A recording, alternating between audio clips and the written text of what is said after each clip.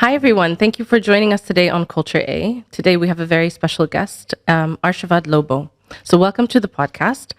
Ashirvad's an award-winning HR learning and talent management leader.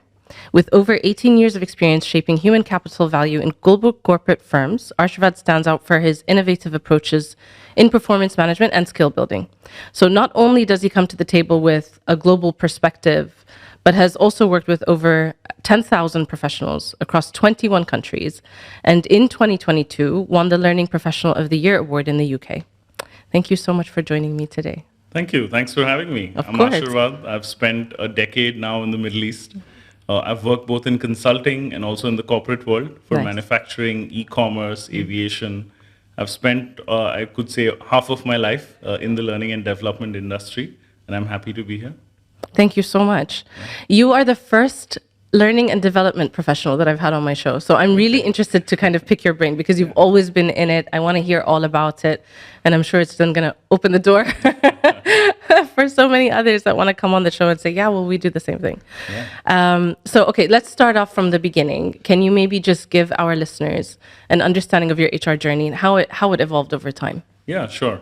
I think some people stumble into HR, right? Others feel they're born into it. I feel I was born into training and learning, even more than HR. I did a summer job when I was 18, and that's the first time I saw a trainer. And I said, wow, that's a nice job. So I did my graduation, and I said, I want to start in training. And I got my first job at 20. I was a corporate trainer. Then I moved to insurance companies as a training manager, area training manager with HSBC. Then I became a consultant. So for 6 years, I was a training consultant, training large companies like Pepsi and various other companies around the world. Then I moved to the Middle East. I intentionally disrupted my career. And I said, let me move to a different country, which is like a cultural potpourri. So many countries are here, or nationalities are here. So that was great. Then I moved back to corporate. That's where I started, I could say, back in HR.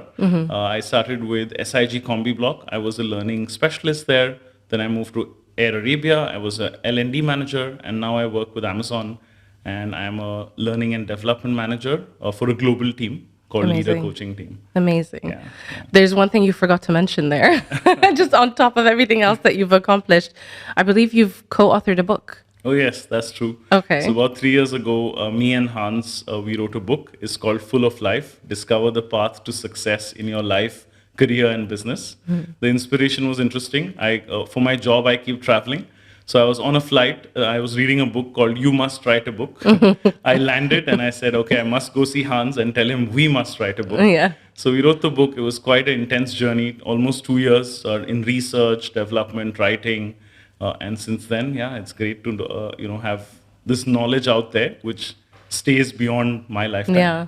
I would love to dive into the book, but I'm going to come back to it, okay? Because I have so many questions about it. So that's a whole episode, I think, on its own.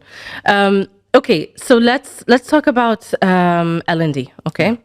Can you share a story with our listeners about, let's say, a particularly challenging moment in your career, how you navigated through that challenge? And I know that's a very broad question to ask, but think about probably the one that sticks out in your mind the most, okay? And what lessons you learned that could kind of benefit the HR professionals that are listening in. Yeah, sure. I think it's a L&D question, but maybe applies to the HR community. Yes, it does, as well, right? About a few years ago, I recently joined the aviation company that I work for. And I knew of a product and a service that would really make a difference. I had implemented it in my previous org. We even won an award for the work that it did. So I brought that forward to the team in the company. And I remember getting a lot of pushback because it needed money, right? And frugality was a big principle, being a low-cost carrier. So I remember this meeting where I was standing in a room next to 3 directors and the director of learning. And I had just newly joined. It was like my 3 months. And in the Middle East, it's like 6 months probation. So I had the opportunity to speak up for it. And I knew if I spoke up and I got the approval, then the data and the numbers would just follow. So it was, in the moment, a courageous choice to speak up against one director who was quite visibly vocal because he had been in the field that, we were trying to promote this product in. And he said, I can guarantee you it won't work. Oh, wow. And I had to stand up and say, well, I can guarantee you it will work. It took a lot of courage to say that because, of course, there are no guarantees in life, right? There's too many dynamics. And we did manage to get the product in. In fact, we used it for all my tenure in that company. And it was a real game changer. Even during COVID, especially, all our crew and all our staff, they were working part-time or were at home. And we still kept learning, going and learning in the flow of work. I think that was one moment. The learnings for me, because that was the follow-on, right? The learnings for me were speak up, especially if you know you're right. Sometimes learning HR often takes a back seat. Sales, operations, these functions might take the front seat. But sometimes we know what's right for our customer. So in being customer obsessed in Amazon, we call it have backbone, right? So you have got to have that backbone and speak up and share this, as long as you have the data and things to back up what you're saying. And don't be nervous, it's okay. I think that's one learning. Yeah. And then the second is to follow through, because a lot of times, it's easy to speak up and make large commitments, but it takes a lot of effort to closely ensure that what you've committed to is what you achieve. Yeah. 100%. First of all, it is so difficult to actually stand up in a room, especially when you have someone that's so clearly kind of, not on the same page. Yeah. So I'm sure being able to implement your suggestion and seeing the fruition was like a big, big win for you. Must have felt really good. Absolutely. Do you feel like your background, and this is a little bit of a strange question, but Sure. You're used to delivering trainings in front of really large audiences. So you are accustomed to standing up in front of a room, which a lot of people have a struggle with. Okay. Do you feel like that confidence or that skill that you have translates into these kind of meetings where you just feel like I'm just going to say something? Does it help? That's an interesting question. Yeah, I think it does help, but I would still separate them as two skills, right? Because for me, I think my upbringing and the way my parents brought me up, my dad being a journalist, mom being a professor, made a big difference in me gaining that confidence to be in front of a room. So I think confidence and courage is probably the transferable skill, that you might have in one-on-one conversations. But I know, knowing myself, I'm very different when I'm in front of a crowd, and I'm also very different one-on-one like this. Yeah. Okay. Okay. The L&D space. I have obviously worked very closely with a lot of L&D professionals within various companies. I can't confidently say, and I don't, please don't take offense to this. Yeah. I can't confidently say that I've seen like really big innovation in these areas. Okay. Yeah. But you are working at Amazon. Yeah. Okay. I know that you probably have to come to the forefront of whatever you're doing with that in mind. What is the next new thing you're going to be doing? What's a new idea that you can try out? Yeah. Talk to me about how you drive innovation in this space, and if there's like an unconventional, let's say, management technique that you use or you've implemented successfully. Yeah, I think that's a great question. In learning, again, I can't speak formally for Amazon, but Sure, my personal of course. views, right, around learning. I think there are countries and there are regions and there are spaces where learning is super innovative. When I attend external events, I'm at the Learning Awards every year in the UK. That's where you can really read through, and I'm a judge as well for the Learning Awards. So just this year, I went through 40 submissions and 8 shortlist presentations. Some of the innovations are amazing. Really? Yeah, and I can walk you through a few that I've had the fortune to implement. I would love that. Can you give me one or two? Absolutely. So one of them, for example, learning is still, at least in the Middle East, I still experience, is seen as a classroom experience. Right. It's a day away from work, and you come and sit in, and the food's got to be good. So that somehow becomes the focus of learning. But what we did, at least in Air Arabia and even in SIG when I worked prior, we created a leadership development journey.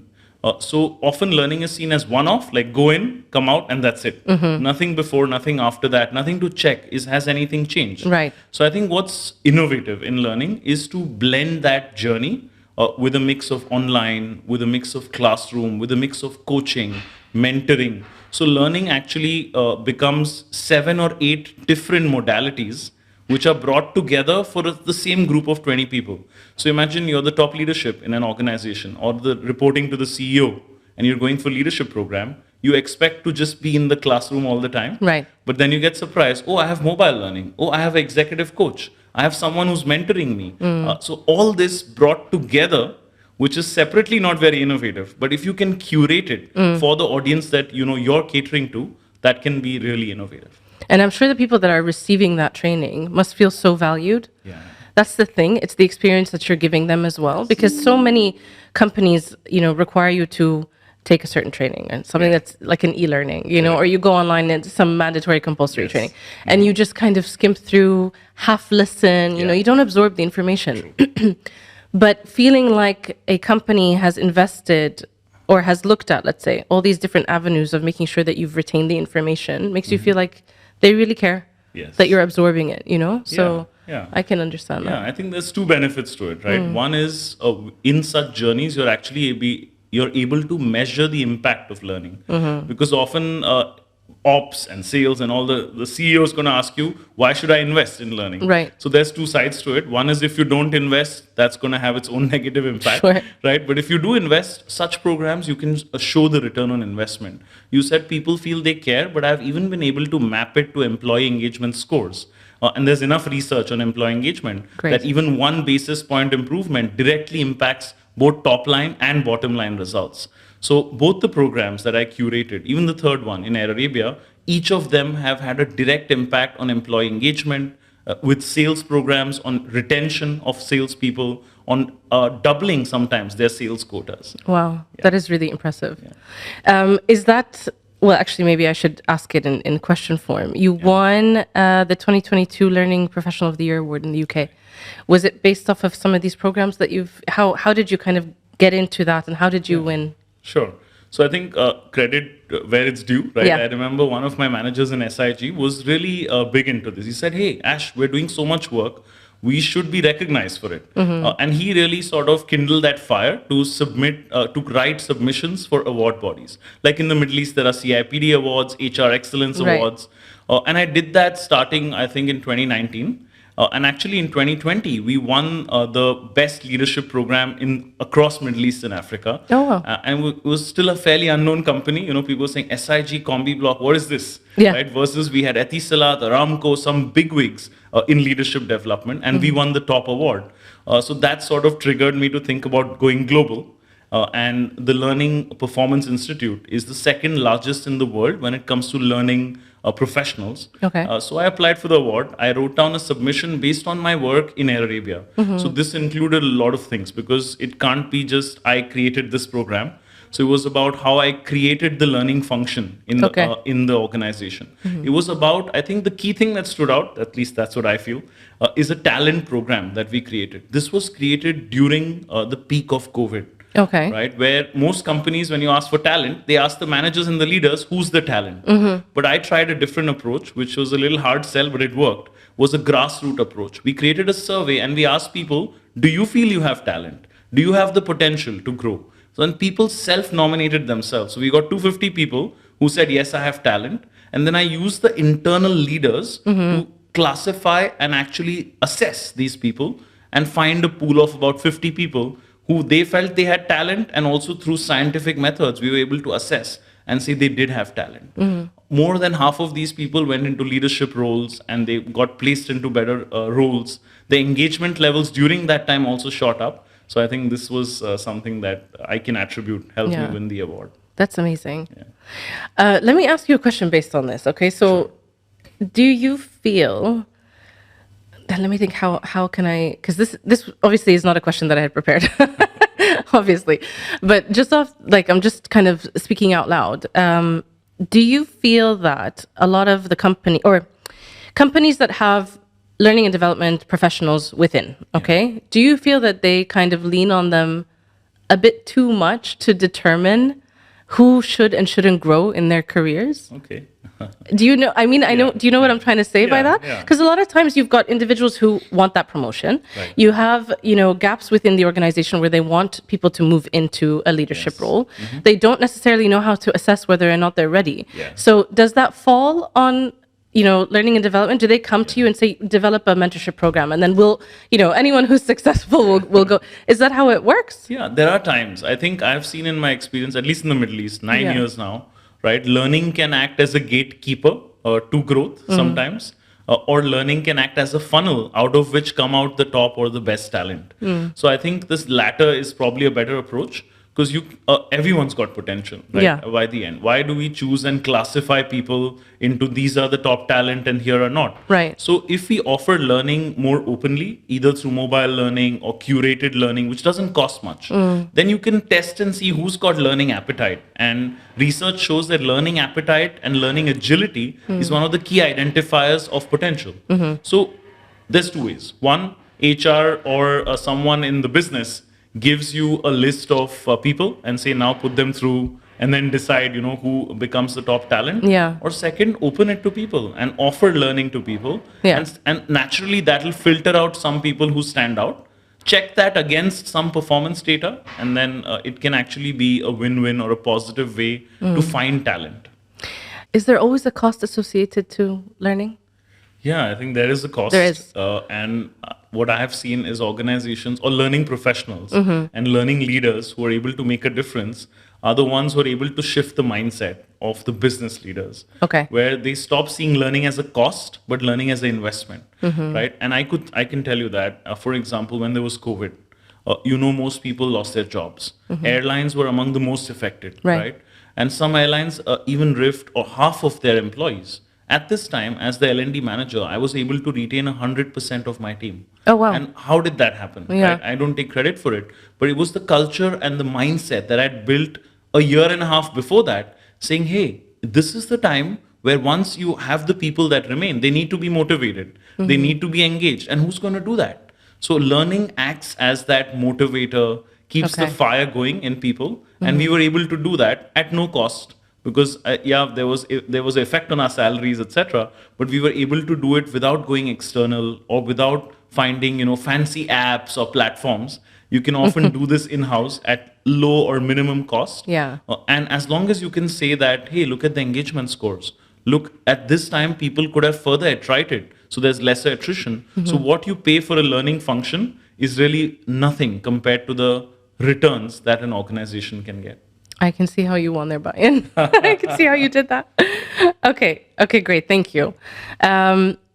Okay, so based on your experience throughout your entire career, okay, there's, I guess, let me caveat by saying, in the last couple of years, we've all seen this major shift into like a digital space, okay, and automation and AI. And, what would you say are the trends that you believe will impact talent management as a field, but in the near future? Right. I mean, it might sound cliche, but it's definitely going to be AI. Okay, right? yeah. I think it's a big deal. I'm myself studying an executive leadership program right now in AI. Okay. So I would encourage like all learning professionals and HR professionals Get to on it. invest time. Yeah, get on it. Get on it, yeah. It's because it's going to be an exponential curve. It's not going to be a gradual, slow curve. And suddenly you're going to see, oh, what I used to do on Excel and I used to sit and give inputs for, there is an AI for it, right? I would provide learning. Now there's a chatbot for it. I would provide virtual learning. There's a soul AI with a face that can read emotions and change with the message. So there's a lot. It's crazy. Yeah, it is. It's really crazy. It is. But you're absolutely right. I think it's in some ways already here, so don't get left behind. Yes. Do what you can to further educate.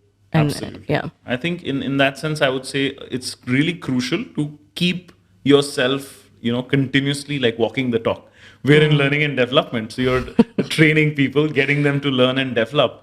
So I invest at least 10% of my time and even income on my own self every year. So it's either an MBA or a postgraduate course or even coaching certifications. So I can see in my time that there are HR professionals who don't spend this time and learning professionals and others who do. And they really stand out. So really investing in your own self, I think also is makes a big difference. Absolutely. And actually in many of the conversations I've had so far on the podcast, continuous learning is always something that comes up. And everyone understands the value of making sure that you're dedicating that time to yourself. But on the other end, there are so many individuals who just feel they don't have the time. True. Okay, let's put it that way. They feel they don't have the time. I'm one of those people sometimes. I mean, you are working full time, you have family, you've got kids, you have life, you have whatever. And it's just thinking, okay, now I'm going to carve out that 1 hour that I have in the day to myself. I'm going to dedicate it to an MBA. It's hard sometimes to wrap your head around it, but so beneficial, right? Yes. And your advice, I'm assuming, would just be push through. Yeah, I think, see, I'm a certified coach. So probably this is where one of the most common things I coach people on is they say, oh, I don't have time. Yeah. And I'm also a mentor. So when I say, hey, I worked full time and I did this course, which was 16 weeks, and I got this certification, they're like, that's impossible. How do you do it? And you work for Amazon. There's so much work, so how do you do it? It sounds like a miracle, but it isn't really. I think what helped me personally is a book I read called Miracle Morning, which encourages you to wake up early in the day. So I started doing that. And just being up at 5 in the morning adds that extra hour, 30 minutes, which really makes a big difference. That's the time I used to write the book, study, and so on. So in conclusion, I think, coaching is a great way to unlock this challenge that, hey, I don't have time to develop myself. Because often we built our own rules. And I talk about this in my book as well, that we have a rule book. Oh, I don't have time for it. Okay, maybe you have some time for it. Maybe you have a little more than some time for it. So with a coach, you can actually unlock and challenge these rules that you have. And then you'd be amazed that you actually have lots of time to invest in yourself. Yeah. And I I understand that just from my personal experience. Yeah. My husband is like a serial learner. Okay. Okay, it's probably the best way to put it. He wants to do a new course every time he's finished one, an MBA here, a certificate there, and he's working full time, and all this other stuff. Yes.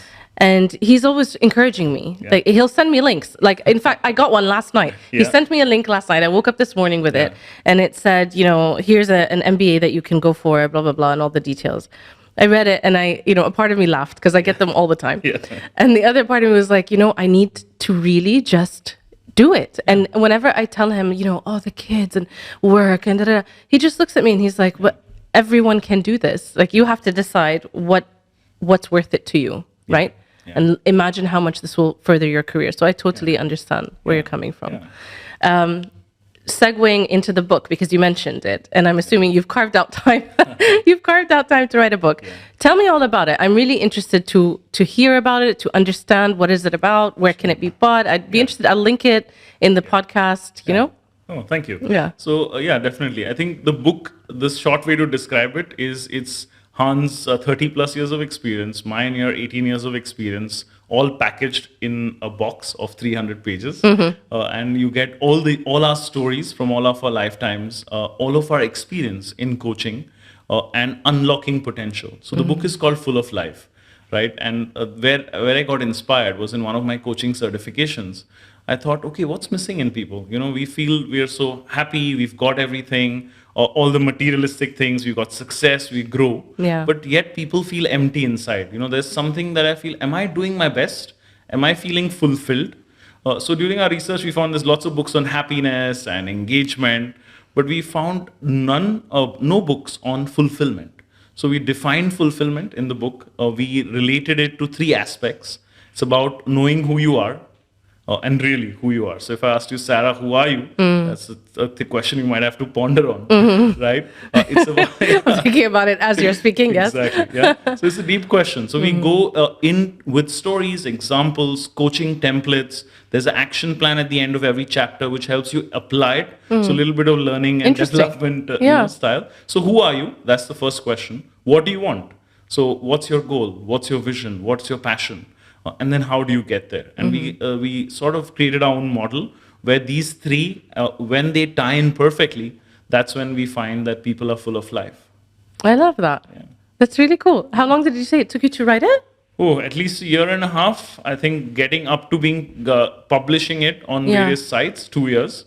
One thing we did is we reached out to some of people in our network, some famous authors, and we were privileged to be endorsed by Marshall Goldsmith, Dave Woolrich, Brian Tracy, and these are stalwarts in HR, coaching, and this field. So it was great. Did you do any publicity around the book? That's what I was thinking. I think that's probably one of our learnings as we're now starting into next year and thinking about writing our next book.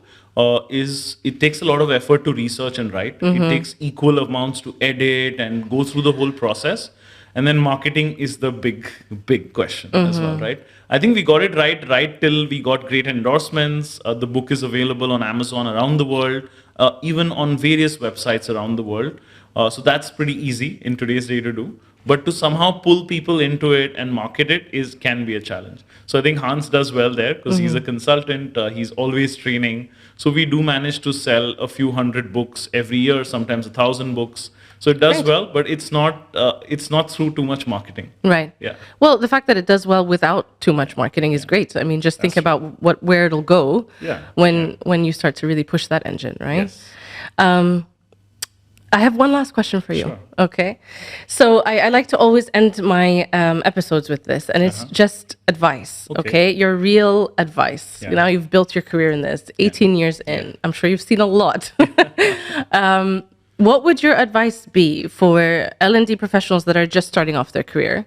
That's one. And what would your advice be for seasoned L&D professionals? Sure.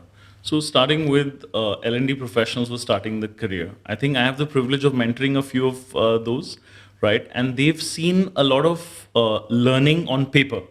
And then when you hit a company and you see, oh, this is learning in practice, and there's a lot of difference, right? So my advice to young learning professionals would be just to be open and absorb as you're starting your career, what does this organization need, right? And that may not be what you learned. It may not be the latest and the best theory. It may not be the most innovative. But often if you can show at the start how you create value for your organization through what it needs, so customize it, tweak it, I think that makes a big difference. And that's what really helped me stand out in the early days of my career. And second, be driven. I think that's, sometimes people call me over-ambitious, therefore I don't like tags or, but be that. So really look at where is your career going to be in 3 years, in 5 years.